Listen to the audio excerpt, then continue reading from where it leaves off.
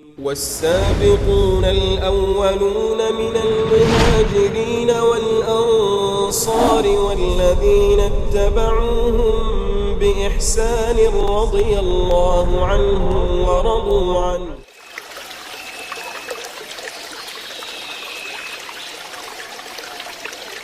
بسم الله الرحمن الرحيم. السلام عليكم ورحمة الله وبركاته. الحمد لله والصلاة والسلام على رسول الله وعلى آله وصحبه وسلم تسليما كثيرا. أما بعد، إخواني الكرام وأخواتي الكريمات yang saya cintai dan saya muliakan, rahimani wa rahimakumullah. Kita lanjutkan kembali pelajaran kita dari kitab Al-Fiqhul Muyassar, dan kita masih pada pembahasan sunanul wudu, hal-hal yang disunahkan dalam wudu. Pada pertemuan yang lalu kita telah membahas atau telah membaca pembahasan para ulama terkait mengucapkan bismillah di awal wudu. Telah saya terangkan kesilangan pendapat di kalangan para ulama dalam hal ini dan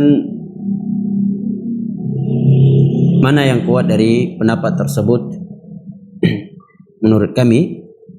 Dan ketika kita menyatakan pendapat ini lebih kuat dari pendapat yang lain, jangan dipahami bahwa seorang pengajar fikih tersebut tidak beretika. Justru itu merupakan prinsip di dalam memberikan pelajaran.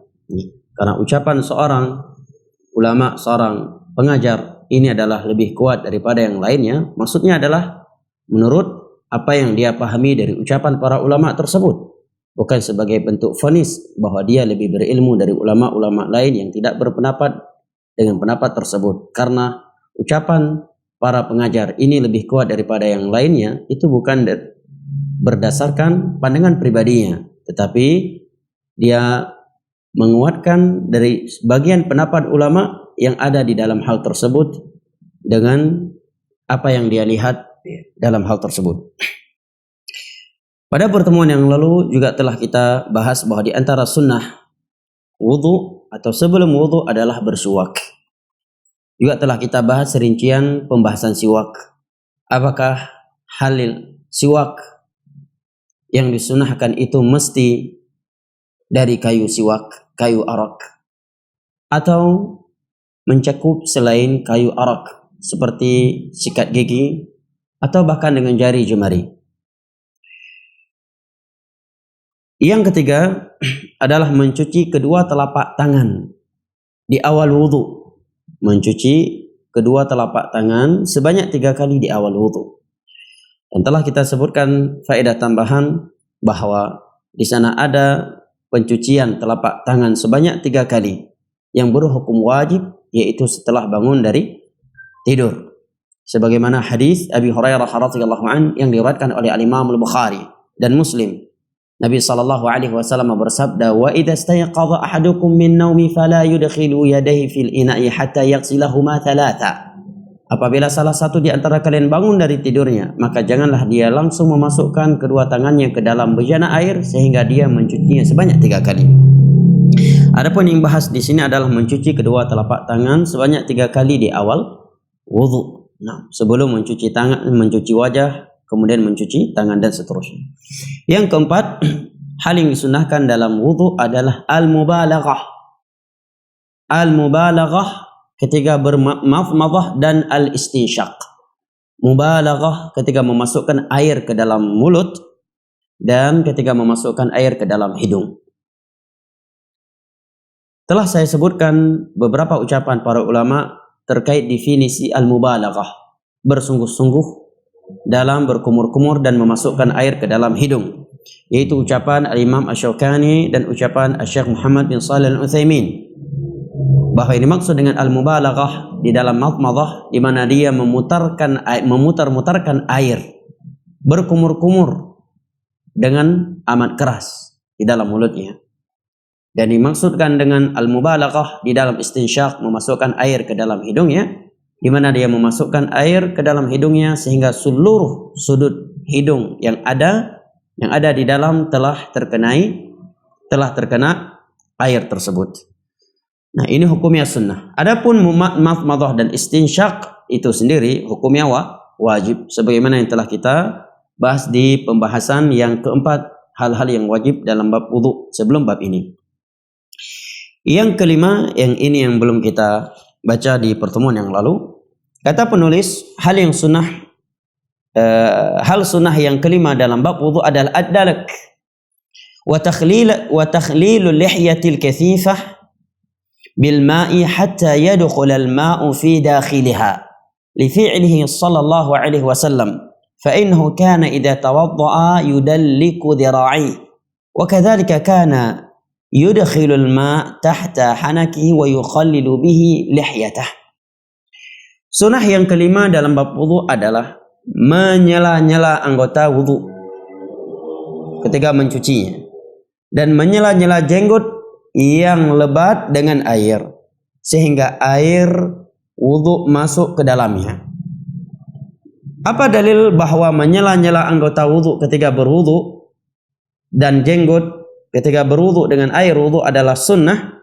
Dalil yang pertama adalah hadis yang diriwayatkan oleh Al-Imam Ibnu Hibban, oleh Al-Imam Al-Baihaqi, oleh Al-Imam Hakim, oleh Al-Imam Ibnu Khuzaimah, dan juga oleh Al-Imam Ahmad sebelumnya. Disebutkan bahwa kana Rasulullah sallallahu alaihi wasallam idza tawadda yudalliku dhira'i. Nabi sallallahu alaihi wasallam itu ketika berwudu selalu menyela-nyela dhira'i, hastanya. Beliau menyela-nyela anggota wudunya. Nah, dengan air. Adapun dalil yang menerangkan bahwa menyela-nyela jenggot yang lebat dengan air ketika berwudu adalah sunnah adalah hadis yang diriwayatkan oleh Imam Abu Daud, disahihkan oleh Al-Imam Al-Albani dalam kitabnya Al-Irwa. Kana yudkhilul ma'a tahta hanaki wa yukhallilu lihyatah. Rasulullah sallallahu alaihi wasallam ketika berwudu memasukkan air ke bawah lehernya atau ke belakang jenggotnya, kemudian beliau menyela-nyela air tersebut, jenggotnya tersebut dengan air yang telah beliau masukkan. Ini dalil yang menerangkan bahwa hukum menyela-nyela jenggot adalah sunnah. Berikut ini beberapa faedah tambahan dalam hal ini terkait menyela-nyela jenggot ketika berwudu.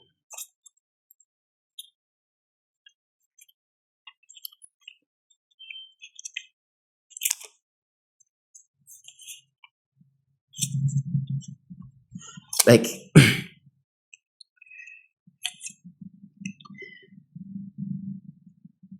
Yang pertama diriwayatkan oleh Al-Imam Ibnu Abi Syaibah di dalam musannaf beliau dari sahabat yang mulia Abu Umamah radhiyallahu anhu. Beliau menyatakan ketika mensifati wudu'nya Nabi sallallahu alaihi wasallam, kata beliau annahu tawadda'a, ketika beliau mempraktekkan wudu' Nabi sallallahu alaihi wasallam dengan mencuci anggota wudu'nya selain kepala sebanyak 3 kali, kemudian menyela-nyela jenggotnya, kemudian beliau menyatakan ra'aitu Rasulullah sallallahu alaihi wasallam fa'ala. Aku telah melihat Rasulullah sallallahu alaihi wasallam ketika berwudu melakukan hal ini, yaitu menyela-nyela jenggot. Hadis ini disahihkan oleh Syekh Muqbil bin Hadi Al-Wadi'i di dalam kitabnya As-Sahihul Musnad.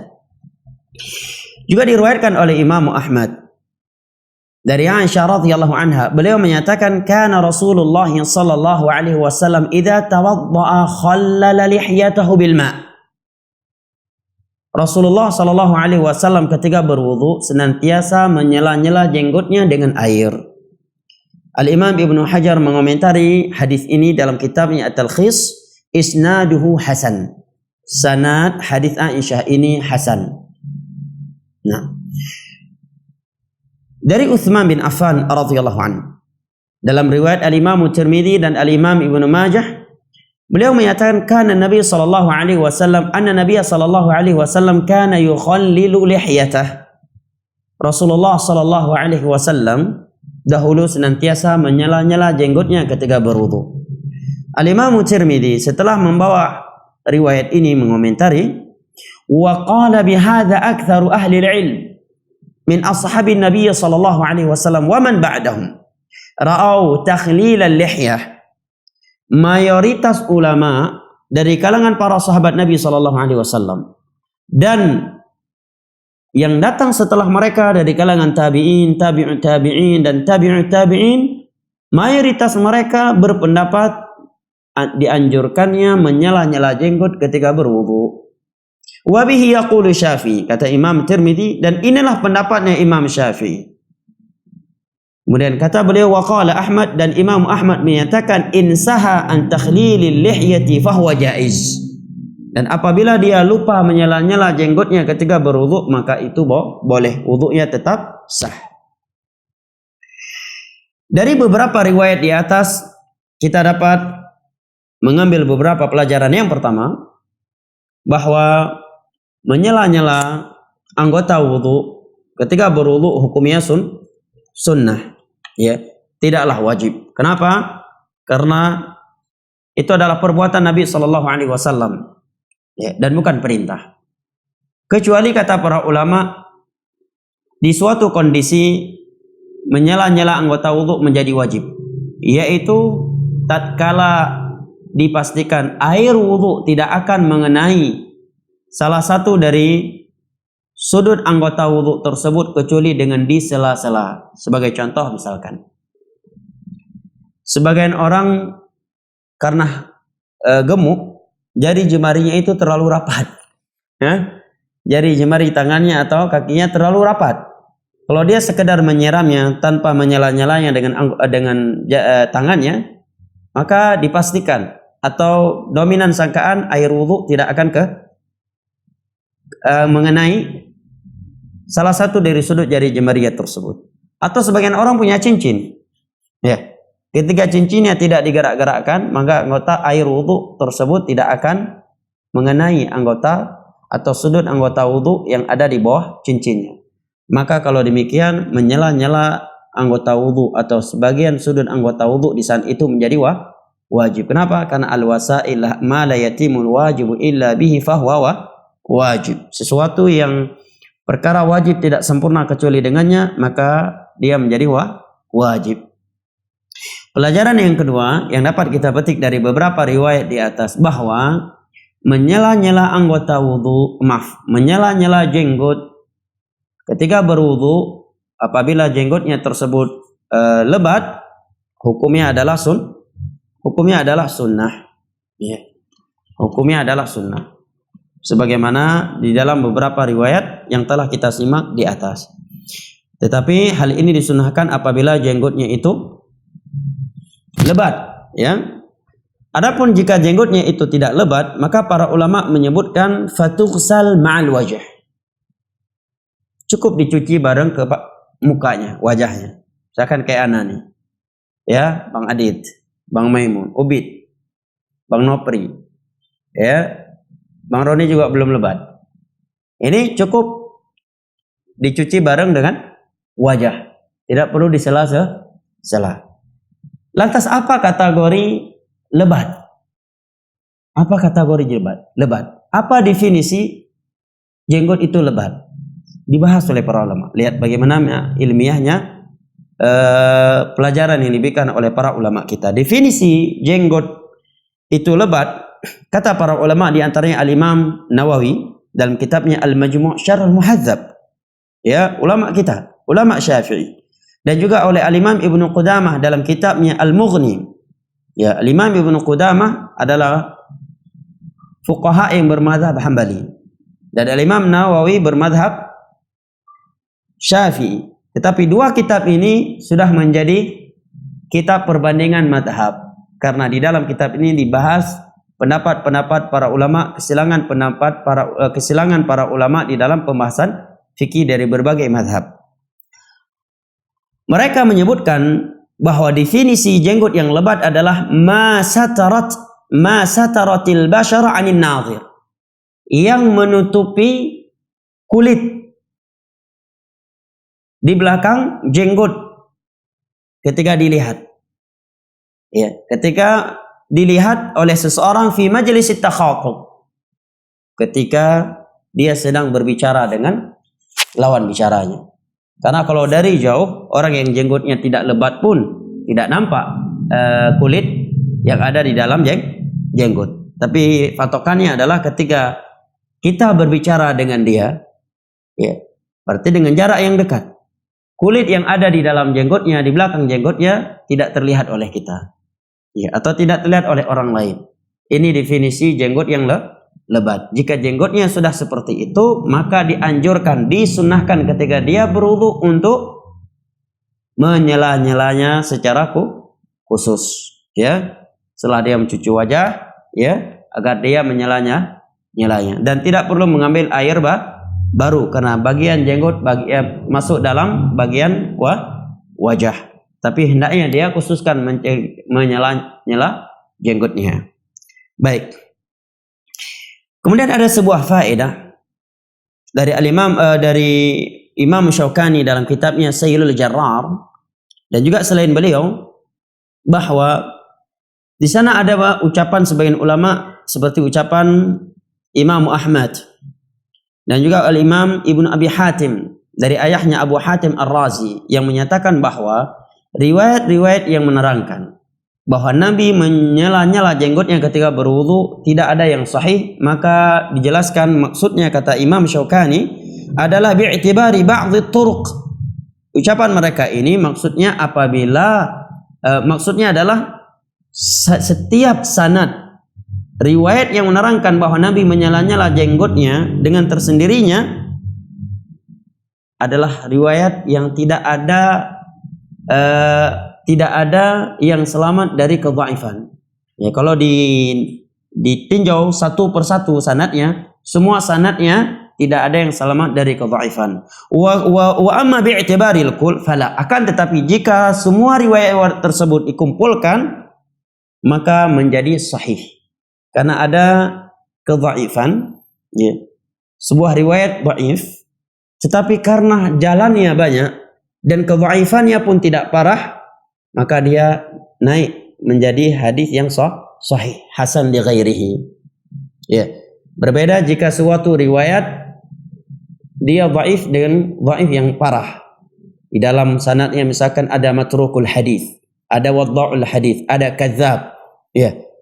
Dan cuma datang dari satu jalan atau datang dari jalan yang banyak, tetapi sumber jalannya atau setiap jalannya di dalamnya ada rawi-rawi yang kelemahan mereka, predikat hadis mereka walaupun jumlah mereka banyak tidak membuat riwayat-riwayat mereka saling menguatkan antara satu sama yang lainnya. Ya. Sehingga kata Imam Syaukani, wa qad qamatil hujjah bi tashihi man sahhahaha. Dan hujjah cukup dengan adanya para ulama yang mensahihkan riwayat-riwayat tersebut dan menghasankannya. Kemudian beliau menyebutkan sebuah kaidah, wa man 'alima hujjatun 'ala man lam ya'lam.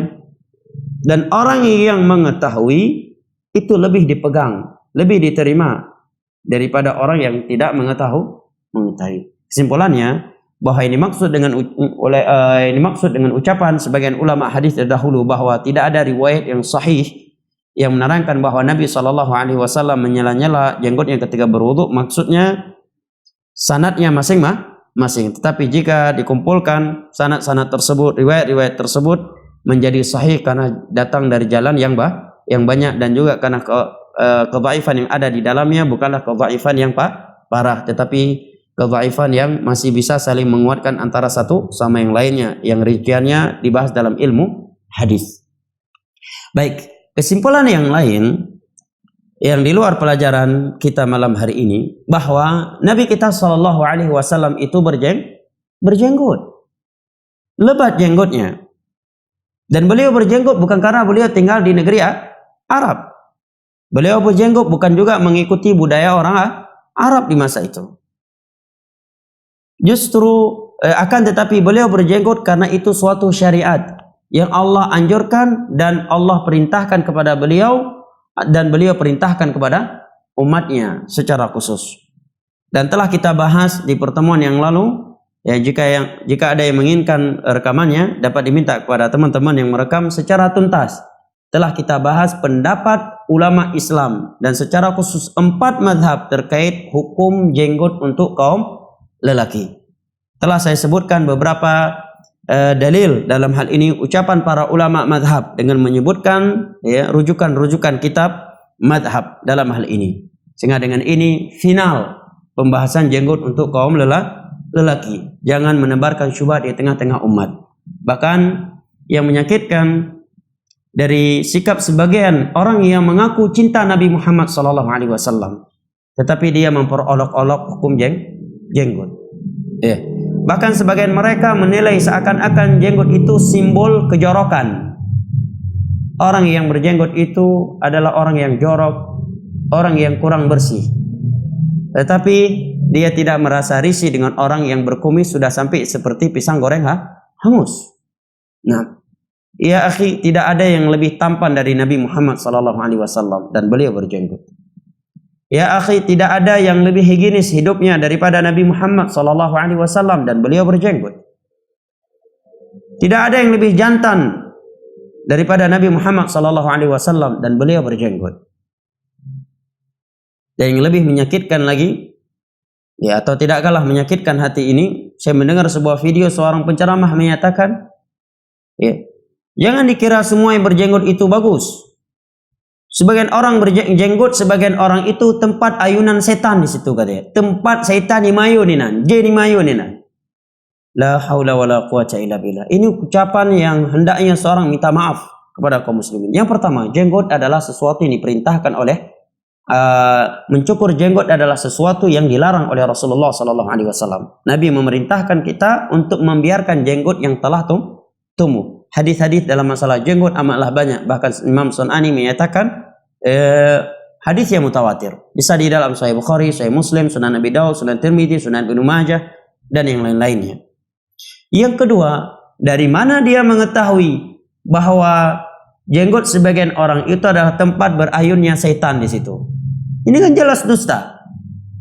Apakah dia tahu perkara gaib? Kalau dia mengaku tahu perkara gaib, berarti dia dukun bukan dengku. Dukun dia, bukan penceramah agama. Dukun dia. Kalau mengaku tahu perkara gaib. Dan Allah Jalla wa Ala berfirman, "Qul la ya'lamu man fis samawati wal ardhil ghaiba illa Allah wa ma yash'uruna ayyana yub'atsun." Tiada yang mengetahui perkara gaib di langit dan di bumi kecuali Allah Jalla wa Ala. Allah juga berfirman, "Alimul ghaibi fala yudhiru ala ghaibihi ahada illa man irtadha min rasul." Tiada yang mengetahui perkara gaib. Allah Jalla wa Ala semata yang mengetahui perkara gaib. Dia tidak akan memberitahukannya kecuali kepada rasul-rasulnya dari sebagian perkara gaib tersebut. Enak aja sebagian orang, sebagian penceramah agama menyatakan jenggot sebagian mereka, sebagian orang adalah tempat berayunnya setan di situ katanya. Dari mana dia mengetahui? Sementara setan itu pada asalnya tidak dapat dilihat oleh anak Adam. Dengan bentuk aslinya. Innahu yarakum min haitsu la tarawnahum. Sesungguhnya setan, iblis dan anak bala tentaranya mampu melihat kalian, sementara kalian tidak dapat melihat dia. Maka kita tanyakan kepada Tengku yang berkata demikian, kepada Pak Kiai yang berkata demikian. Kibana tepe rana bak jenggot sebagian orang najin ni mayu ni nan. Pana depe. Pedukun ron tahu perkara gaib atau ron je neduh je nekalan setan. Sebagian orang lain hanya kalam. Berarti ron tengah kesurupan, tengah kesurupan payah ruqyah lai. Baik ceramah lai, ruqyah lai. Punya indera keenam. Subhanallah. Demikianlah sebagian orang ketika berceramah tidak takut kepada Allah Jalla wa Ala. Asal berbicara. Bahkan sebagian mereka berani berdusta. Walaupun mungkin tujuannya bercanda. Untuk membuat audiennya, pendengarnya tertawa. Dia tidak ingat bahwa Nabi SAW bersabda, "Wailul liman haddatha fakadhiba liyudhika bihil qaum. Fawailul lahu wa wailul lah." Sungguh celaka orang-orang yang berbicara kemudian berdusta dengan tujuan untuk menghibur, menertawakan jamaahnya. Sungguh celaka dia dan sungguh celaka dia, kata Nabi SAW. Ya akhi, Allah Jalla wa Ala berfirman, "Ma yalfidhu min qawlin illa ladaihi raqibun atid." Tiada yang keluar dari mulut ini suatu ucapan kecuali ada malaikat yang menulisnya dan kelak kita akan mempertanggungjawabkannya. Baik, ini perkara sunnah yang kelima dalam bab wudu, menyela-nyela anggota wudu. Ya, ketika berwudu. Ini hukumnya sunnah dan menjadi wajib kapan? Apabila dipastikan atau dominan sangkaan air tidak akan mengenai salah satu dari sudut anggota wudu tersebut kecuali dengan disela-sela. Yang kedua, bahwa menyela-nyela jenggot yang lebat dengan definisi lebat yang disebutkan oleh Al-Imam Nawawi dan Al-Imam Ibnu Qudamah tadi adalah sunnah. Nah, baik. Yang keenam, sunnah keenam adalah taqdimul yumna 'alal yusra fil yadain war rijlain. Lifi'lihi sallallahu alaihi wasallam fa innahu kana yuhibbu at-tayammum fi tana'ulihi wa tarajjulihi wa tuhurihi wa fi sya'nihi kullih. Mengedepankan mengawali anggota wudu yang kanan daripada anggota wudu yang kiri ketika mencuci kedua tangan dan kedua kaki. Ini hukumnya sunnah. Kenapa? Li fi'lihi sallallahu alaihi wasallam, karena perbuatan Nabi sallallahu alaihi wasallam dalam hal ini. Apa dalilnya? Dalilnya adalah hadis yang diriwayatkan oleh Al-Imam Al-Bukhari dan Muslim dari Aisyah radhiyallahu anha. Beliau menyatakan kana yuhibbut tayamun fi tana'ulihi wa tarajjulihi wa tuhurihi wa fi sya'nihi kullih. Nabi sallallahu alaihi wasallam itu senang mengedepankan bagian kanan ketika menggunakan sendal. Dalam beberapa hadis disebutkan ketika melepaskannya maka beliau mengawali yang dengan yang kiri. Wa tarajjulihi, dan ketika menyisir rambutnya. Kalau rambut panjang atau pendek, ketika menyisir rambut sunnahnya apa? Diawali dengan tangan sebelah kanan atau mencukur rambut sebagaimana dalam riwayat Anas bin Malik radhiyallahu anhu. Ketika Nabi mencukur rambutnya untuk tahallul, maka beliau memerintahkan tukang cukur untuk mencukur bagian kanan terlebih dahulu. Terkadang ini hal-hal yang kita sepelekan dan kita meninggalkannya, sementara ia sunnah dan mampu kita kerjakannya tanpa keberatan. Ya. Tapi kalau kita cukur rambut di Saudi setelah sa'i, rata-rata tukang cukur di sana sudah paham. Ya, rata-rata mereka mencukur bagian kanan terlebih dahulu. Nah, syahidnya adalah wa tuhurihi, dan di dalam taharah beliau, dan wudu adalah taharah. Wa fi sya'nihi kulli, dan dalam segala urusan beliau. Maksudnya kata para ulama urusan-urusan yang mulia. Al-Imam Nawawi rahimahullahu taala menukilkan ijma' para ulama fikih bahwa mengedepankan anggota wudu yang sebelah kanan daripada anggota wudu yang kiri itu hukumnya sunnah, bukan wajib. Ini menurut ijma' para ulama. Kata Imam Nawawi, ijma' adalah hujjah.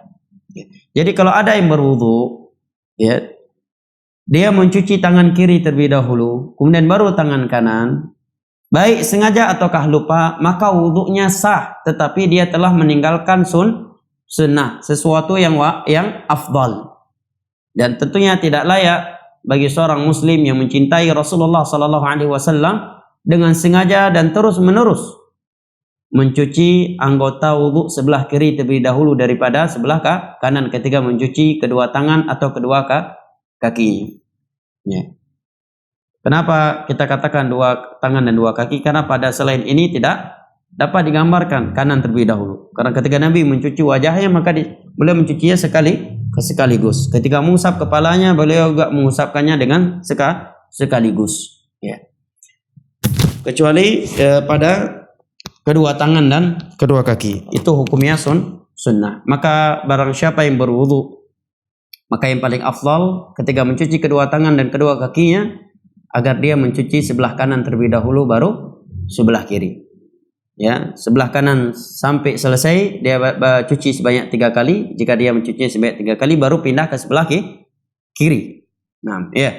Bukan sekali kanan kemudian kiri, ya setelah itu yang kedua kali ya sebelah kanan, kemudian yang kedua kalinya berikutnya sebelah kiri. Ini namanya mencampur adukkan antara kanan dan kiri. Ya. Bahkan akan dikatakan nanti bahwa anggota wudhu sebelah kiri telah dikedepankan sebelum tangan kanan di kali yang ketiga.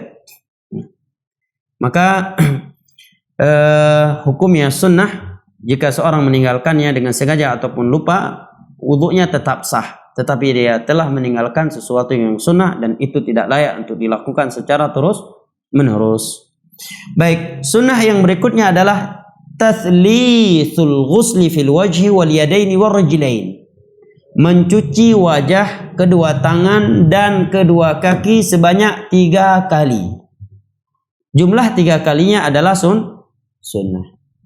Atau lebih tepat lagi dikatakan mencuci wajah, kedua tangan dan kaki lebih dari sekali adalah sunnah, sehingga mencakup 2 kali dan 3 kali. Karena yang wajib adalah sekali. Fal wajibu marratan wahidah. Yang wajib itu sekali. Ya, sementara 3 kali jumlah 3 kali itu sunnah. Kata penulis faqad thabata anhu annahu tawadda'a marratan wa marratayn wa thalathan.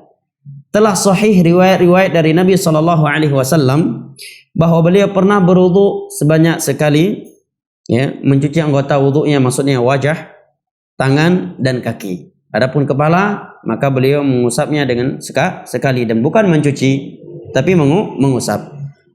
Pernah sekali, pernah 2 kali, pernah pula 3 kali.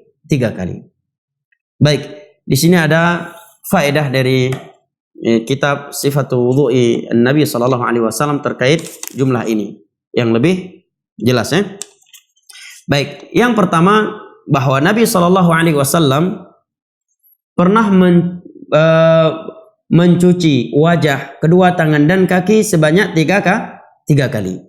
Ya. 3 kali wajah, 3 kali tangan dan 3 kali kaki. Ya. Ini riwayatnya adalah hadis Utsman bin Affan radhiyallahu anhuma dan hadis Abdullah bin Zaid al-Mazini radhiyallahu anhuma yang diriwayatkan oleh Imam Al-Bukhari dan Muslim. Jelas?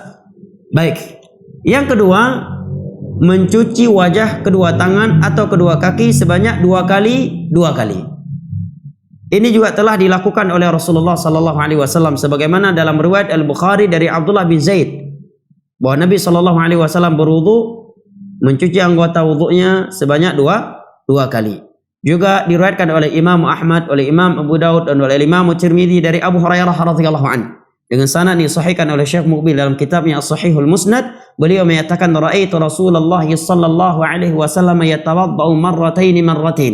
Aku telah melihat Rasulullah sallallahu alaihi wasallam berwudu mencuci wajah, kedua tangan dan kaki 2 kali. Baik. Yang ketiga, sebagian anggota wudu dicuci sebanyak 3 kali, sebagian yang lainnya dicuci sebanyak 2 kali dalam satu wudu. Ini boleh. Ya? Ini boleh. Ya, kalau yang tadi apa? Wajah 3 kali, tangan 2 kali, 3 kali, kaki 3 kali. Baik. Ini jelas. Ya, yang kedua tadi apa? Mencuci wajah sebanyak 2 kali, tangan sebanyak 2 kali, dan kaki sebanyak 2 kali. Nah, yang ketiga ini, sebagian anggota wudu dicuci sebanyak 2 kali, wajah misalkan 2 kali, kemudian tangannya 3 kali, atau di kaki 2 kali, tangan 2 kali, atau 3 kali, kemudian wajah 3 kali. Ini juga pernah dilakukan oleh Rasulullah sallallahu alaihi wasallam. Sebagaimana dalam riwayat Al-Imam Al-Bukhari pada nomor 192 dan Al-Imam Muslim pada nomor 235 dari Abdullah bin Zaid ketika beliau mempraktekkan wudu Nabi sallallahu alaihi wasallam kepada murid-muridnya, beliau mencuci wajahnya sebanyak 3 kali. Kemudian mencuci tangannya sebanyak 2 kali sampai ke siku. Sebagian riwayat yang lainnya mencucinya sebanyak 3 kali. Kata Imam Ibnu Hajar ini menunjukkan kejadian lebih dari sekali. Kemudian setelah itu beliau mengusap kepalanya, kemudian mencuci kakinya. Kata Imam Nawawi ketika mensyarah hadis ini, kata beliau, fihi dilalatun ala jawazi mukhalafatil a'dha'i wa ghusli ba'dhiha thalathan wa ba'dhiha marratan wa ba'dhaha marrah. Hadis ini menerangkan kepada kita bolehnya mencuci anggota wudu dengan jumlah yang berbeda-beda dalam sekali wudu. Ya, sebagiannya dicuci sebanyak 3 kali, sebagian yang lain sebanyak 2 kali, dan sebagian yang lain sekali. Boleh kata Imam Nawawi, kita cuci wajah 3 kali, kemudian tangan 2 kali, kemudian kaki sekali, atau sebaliknya, wajah sekali, kemudian tangan 3 kali, kemudian kaki 3 kali, atau sebaliknya. Kata Imam Nawawi, wa hadza jaizun, ini boleh dengan hadis ini. Wal wudu ala hadhi sifah sahihun bila syak, dan wudunya itu sah tanpa diragukan. Walakinil mustahab tathhirul a'dha kulliha thalathan. Akan tetapi yang sunnah, yang afdal, dia mencuci wajahnya, kedua tangannya sampai ke siku, dan kakinya sampai kedua mata kaki sebanyak 3 kali. Jelas ya? Tapi kalau dia melakukannya ya di sebagian waktu 2 kali sekali, atau 3 kali 2 kali kemudian sekali, ini tidak mengapa. Ya. Jelas? Ini ucapan Al-Imam Nawawi. Baik. Kemudian dikatakan oleh Al-Imam Ibnu Qudamah, lakin la yanbaghi an yudawim ala ghusl al-a'dha marratan wa yatru al-akmal fa innahu yahrum ala nafsihi mazid ats-thawab.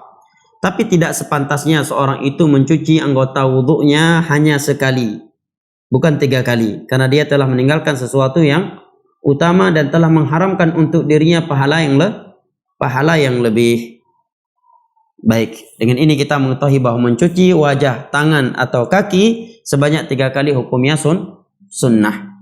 Dan yang afdal adalah mencuci wajah, tangan dan kaki sebanyak 3 kali. Dan boleh mencuci wajah, tangan atau kaki sebanyak sekali, 2 kali atau 3 kali. Dan afdalnya adalah 3 kali. Faedah terakhir, datang riwayat dalam riwayat Musnad Imam Ahmad dan Al-Imam Ibnu Majah dari Amr bin Shu'aib an Nabi an Jaddih, bahwa ada seorang Arab Badui datang kepada Nabi SAW menanyakan perihal wudu. Nabi pun mengajarkan kepadanya wudu dengan mencuci wajah, kedua tangan dan kaki sebanyak 3 kali. Kemudian Nabi menyatakan, hakadzal wudu, seperti inilah wudu. Faman zada ala hadza faqad asaa wa ta'adda wa zalam. Barang siapa yang mencuci anggota wudunya lebih dari ini, dia telah berbuat kejelekan, telah melampaui batas, dan telah melakukan kezaliman. Ini menunjukkan bahwa sesuatu yang lebih tidak pasti selalu lebih baik. Tatkala menyelisih petunjuk Nabi SAW, kita cukupkan sampai di sini. Subhanakallahumma wa bihamdik, asyhadu an la ilaha illa anta, astaghfiruka wa atubu ilaik. Wa sallallahu ala nabina Muhammad wa ala alihi wa sahbihi wasallam, wa akhiru da'wana alhamdulillahi rabbil alamin. Wassalamu alaikum warahmatullahi wabarakatuh.